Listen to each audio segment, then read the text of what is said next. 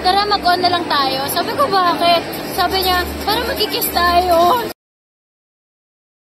Na parang curious ako. Like, ano yung tipo ko na babae? Oh, ano nga? Yung kabaliktaran ko. Ano yung baliktaran mo? Well, ano ka ba na bago ba namin man? Kasi boys talaga ako sa totoong buhay, diba? Hindi ako yung girl. So, pag nakakita ko na ang babae niya talaga ng long hair, tapos kabaliktaran ko. Gusto mo babae. So, ano nangyari, Ma? Pinagpala. Tapos, yung medyo parang ang girls din, gano'n.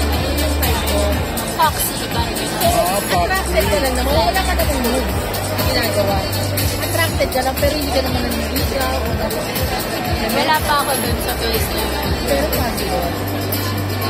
Dinidiscover ko pa eh. Pero hindi ako close sa idea about it. Kasi love is love, diba? Parang you can say talaga kung sino yung basta kung Nagkaroon ka na ba ng dati? Kunyari high school? Crush or girlfriend?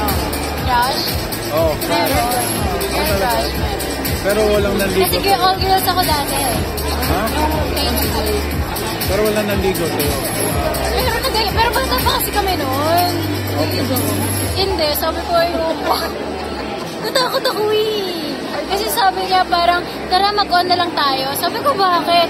Sabi niya, para magkikiss tayo. Tapos parang ako, grade 5 pa lang ako. So, sino celebrity? Sino ba ang type of celebrity? Oh, Kauri.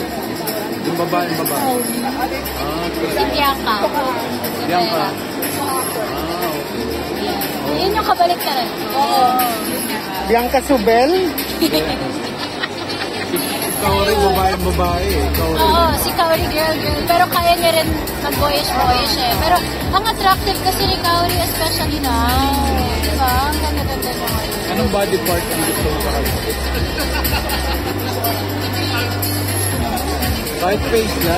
Yung face niya, yung eyes niya. At saka yung dating niya. Yung dating ni Kauri. Ladies and gentlemen, may we please request everyone to settle down for the meantime because the event is about to start. Thank you so much, ladies Kasi may pagka-tomboy ka? Alam niya. So parang dinidiscover niya baka tomboy siya? Dinidiscover. Kasi nga second time na niya magtutomboy sa role. Tinanong namin, meron ka bang experience? na siya, na-attract na siya sa Oo, na hindi niya ma-shake off. Talaga? At yun ang gusto nga niya yung opposite niya. Which is dibdiba. Attracted siya sa opposite niya. At sa opposite niya.